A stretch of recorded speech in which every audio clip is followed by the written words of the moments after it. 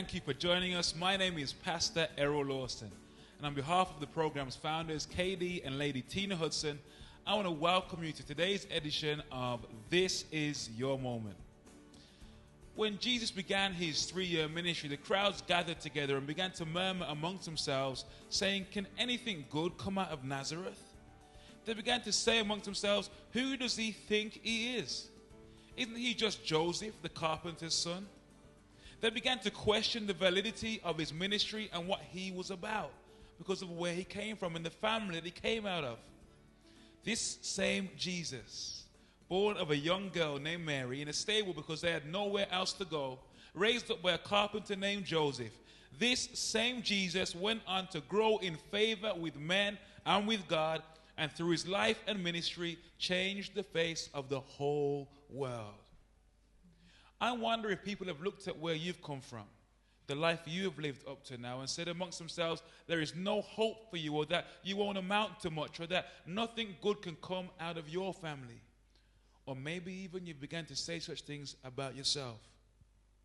Friend, the day you chose to break your covenant with sin, to receive the gift of salvation, to become a disciple of Jesus Christ, everything changed.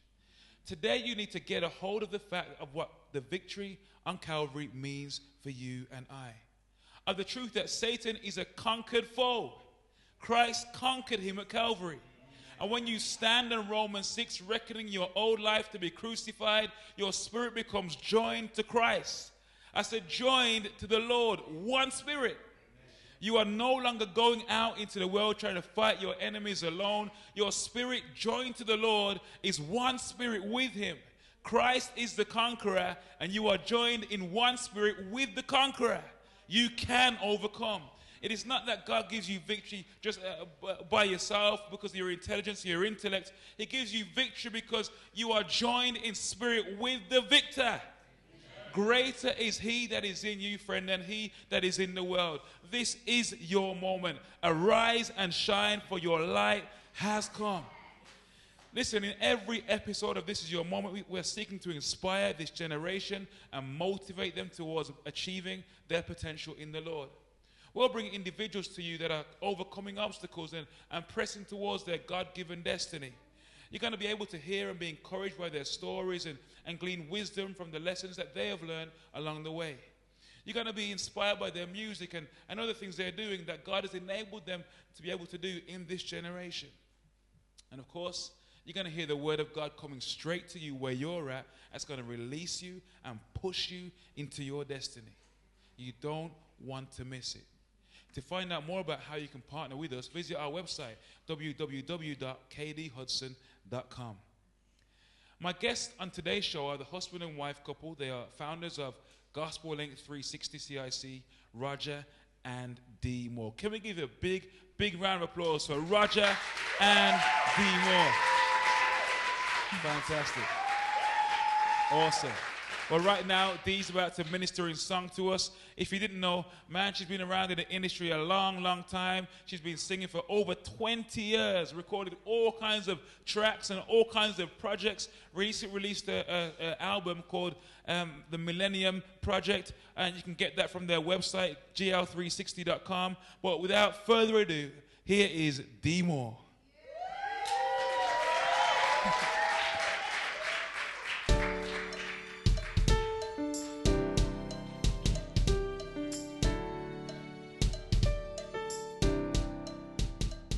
Incredible, that's how I define you, 'cause you are wonderful.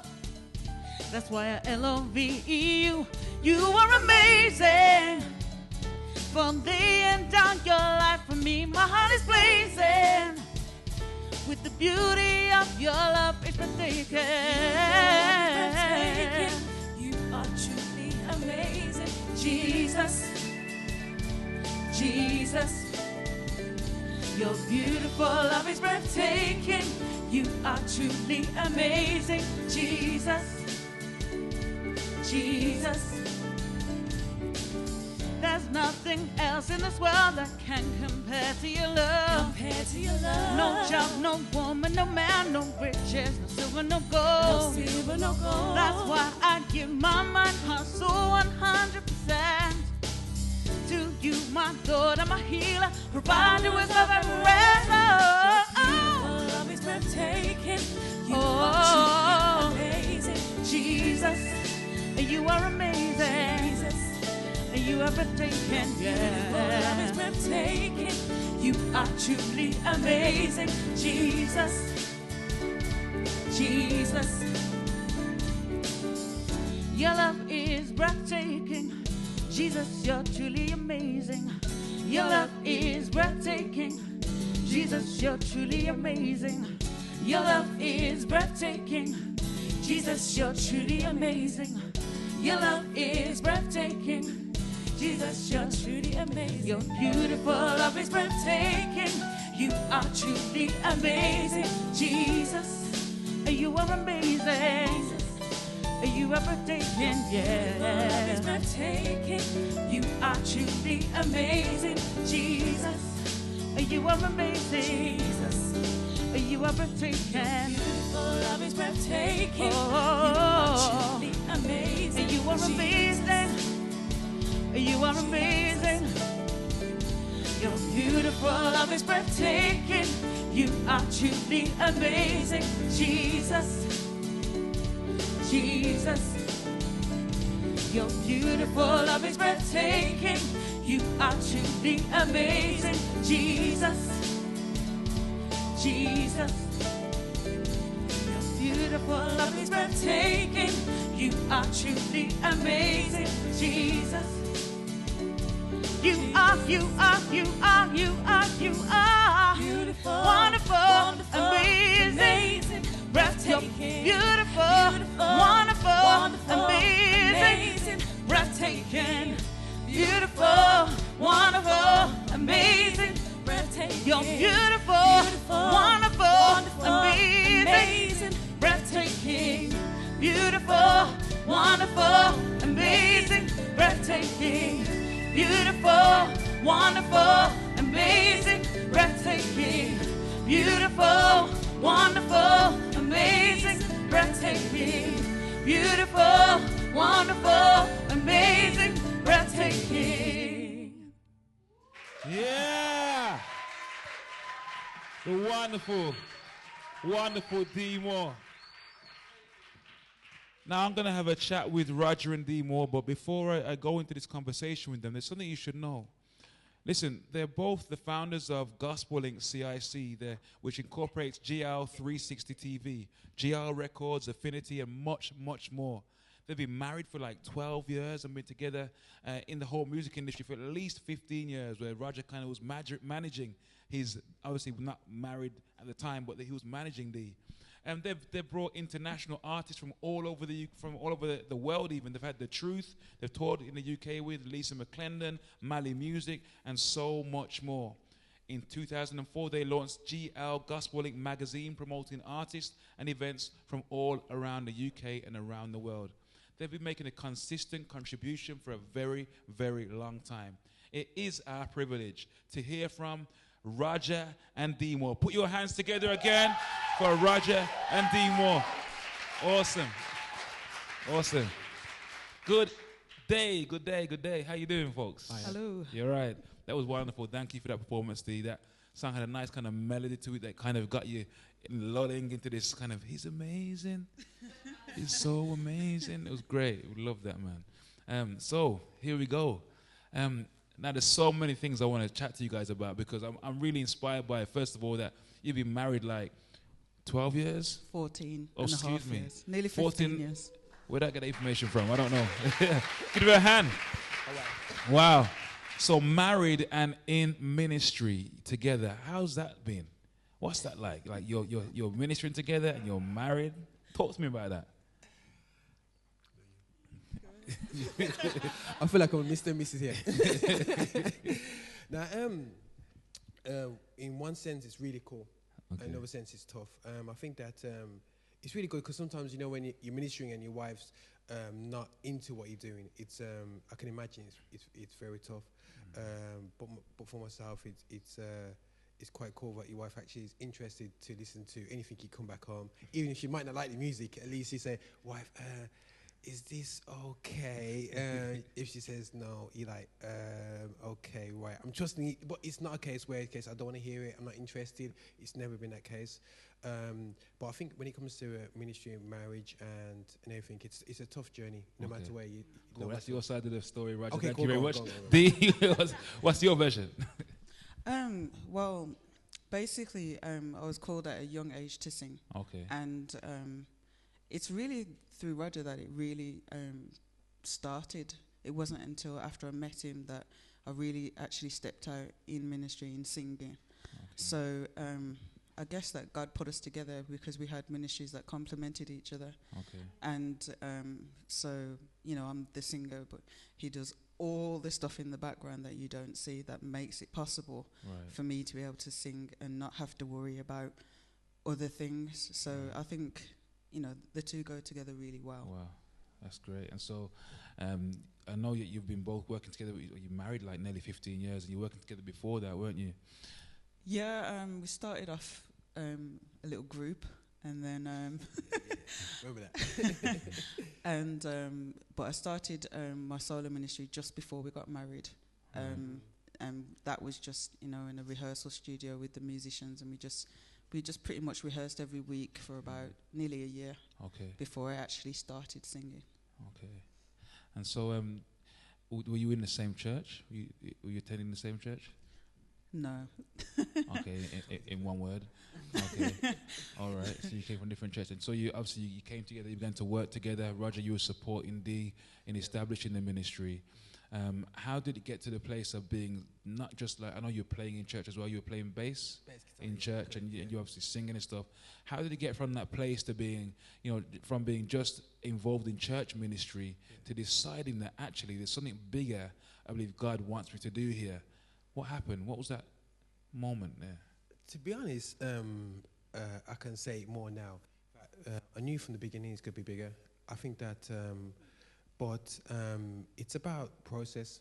It's about understanding that nothing comes overnight, And I feel that, today, not even today, for you, everyone wants everything now, and they don't realize that, you got to graft from young, and, I was around as a 17, 18, 19, 20-year-old around big men trying to get involved. And it was really hard, but it's about perseverance and knowing what God has. It's only just now I actually see what God showed me as a young teenager. He showed you, what was it, like a vision where you were sleeping and God spoke to you? Was it someone laid their hands on you? What was it? What was it? God spoke to me through a dream. And I'm not that dreamy type of person. I'm nowhere near it. And he showed me specifically nowhere else but in Birmingham, what I was doing. And I'm not only seeing, I never seen it practically until really now, And so you had a dream. Yeah.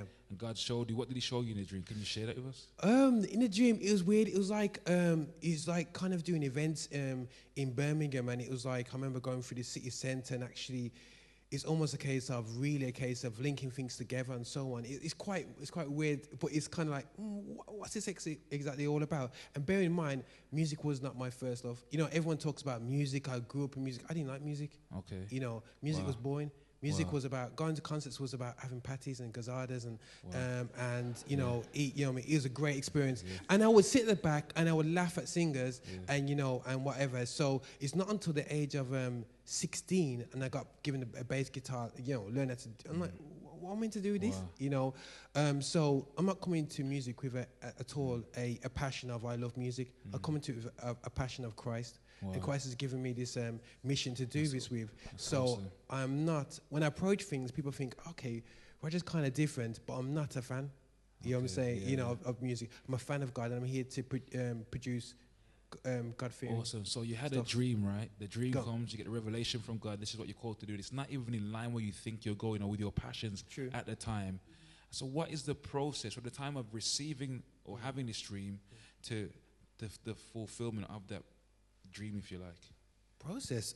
What happened in between? Like, 'cause I'm sure there's somebody else watching Roger right now who said that I've had a dream. God has shown them something, and they're not sure where to go with it. And is it going to happen tomorrow? Is it going to happen next week or next year? You know, what was your process?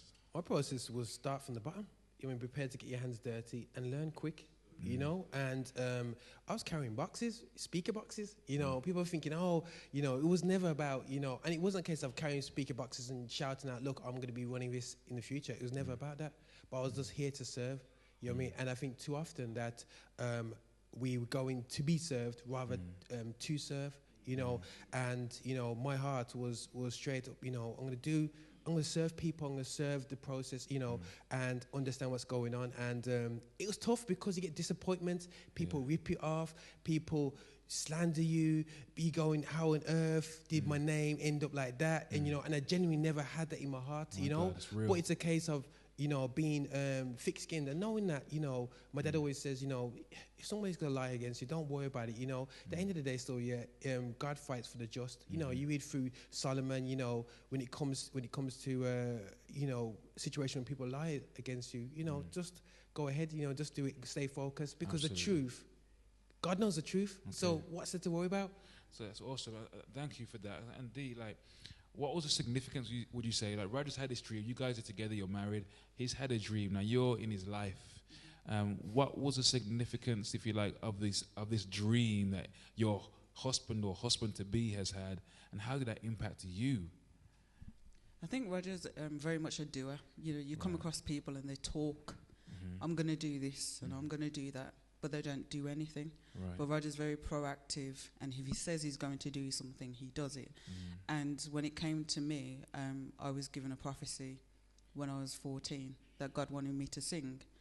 And up until that, I was very much into drama, so I wasn't looking at singing at all at that point.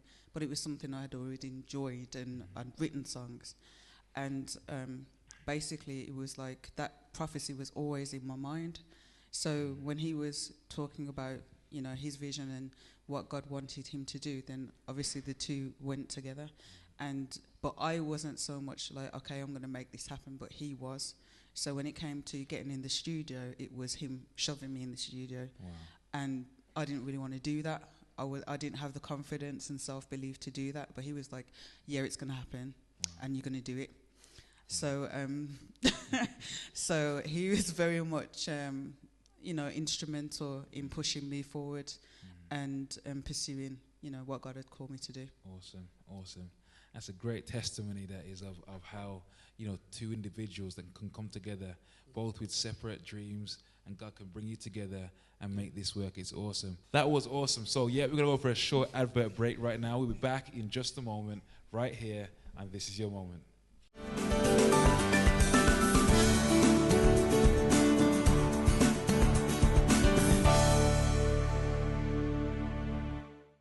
To the friends and family and partners of This Is Your Moment, we have a global mandate to release a generation and reveal potentials.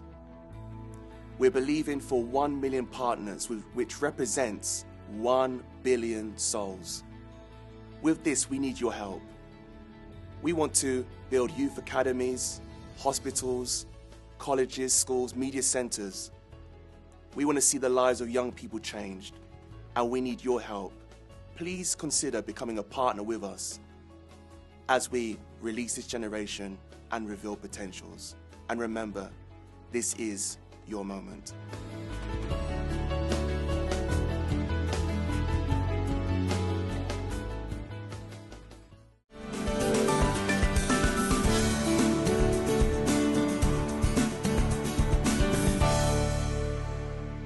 Okay, hello viewers, and welcome back to This Is Your Moment. Today I'm with my guests Roger and D Moore of GL360 CIC.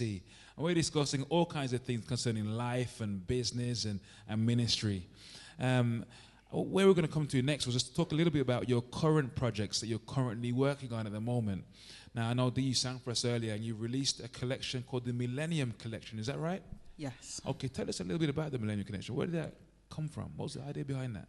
Well, the Millennium Collection is basically almost it's a release of my back catalogue. Okay. So when I first released in 2000, through to 2004 because I've had time out from singing ministry. So it was kind of a way of kind of reintroducing myself. And then we also recorded like a remix as a new track to go on there. Okay, so is that like is that can we get a copy of that from anywhere? It's on iTunes. It's on iTunes. And how will we, if we type in D Moore, will it be? Yeah, D Moore Millennium Collection, it will come. Okay, cool. So D Moore's Millennium Collection. That was awesome. We look forward to hearing more about that. And Roger, of course, you know, we had the magazine, GL Gospel Link magazine, which was all over the UK, in all the churches. Wherever you went, you saw Gospel Link magazine. But I've not seen it for a few years. What happened to it? What happened to it? How can I say? I think for me, it's evolution, you know, and I think too often we, and I think in church, we've got a habit of just keep on doing the same thing, you know?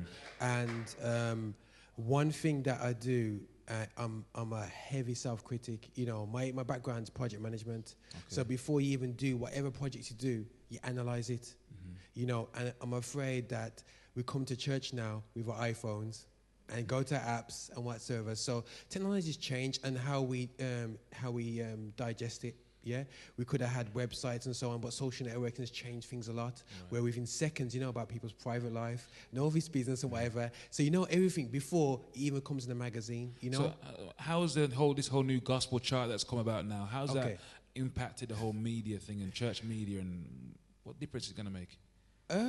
Me personally, do you want my personal opinion or do you want my professional opinion? Nah, joke. joke. Now, I think it's going to be good. I think my only major thing is to get gospel music to a level where iTunes charts and secular charts recognize it. I think that's the main thing for myself, because I feel that, you know what, it's not about the message or whatsoever, because at the end of the day, so yeah, when we put out something of quality, I believe anybody will respect it. Anybody. And I think too often we put a blockade in ourselves to say, oh, we need to tweak this, changes, its quality. And when I hear what's going out and then people buying these days, it's not as, realistically, it's not as good as what we produce within our own four walls. It's just what we restrict it, you know? So we have to be careful with, I think it's great to have the gospel charts, but we need to be concentrating and says, you know what, still, yeah, that's great, but we want to go beyond the gospel charts and the world charts. Excellent. So what's next for GL? For Gospel Link and GL 360? For me, it's a case of, obviously you knew you talked about Mali music and the crusades and the different events, and I could go down the typical promoter's road and start bringing over bigger artists, but I moved away from that. And God showed me when I was doing one of my events that, you know, it's about my local town and the young people that I have around me. And so what I did is I reverse engineered it and basically spent time discipling, developing youngsters, mentoring them for the past 2-3 years.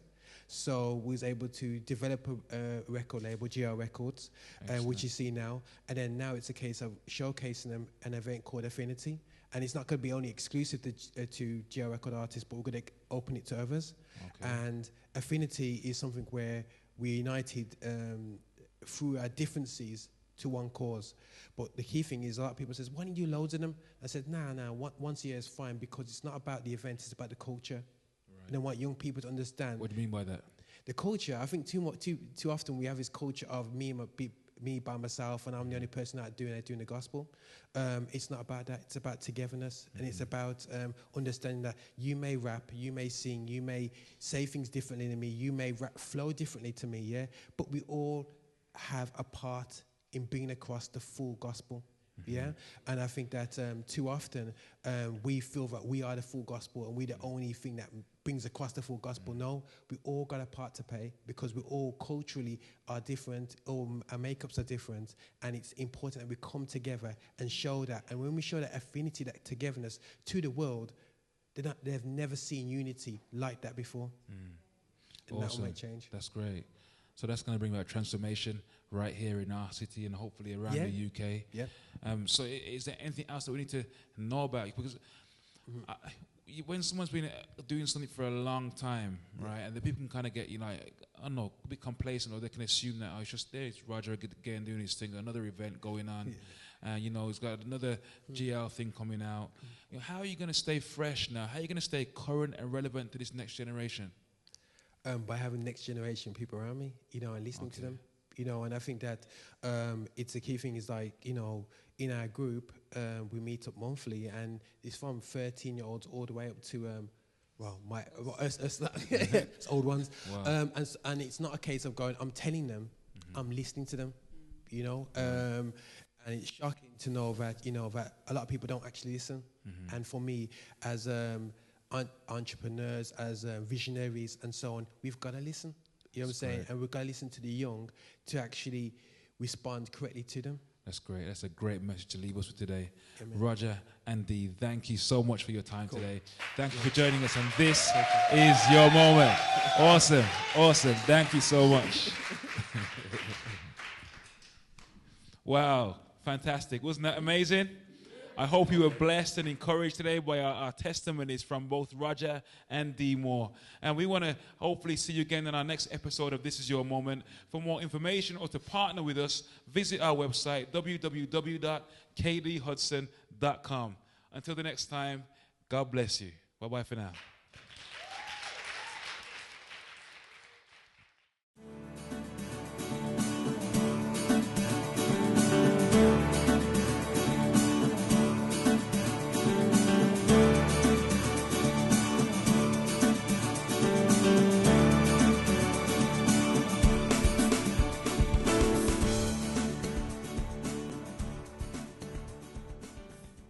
God bless you. I'm Pastor Devon McKenzie from Birmingham Victory Unity Centre, the UK Director for This Is Your Moment.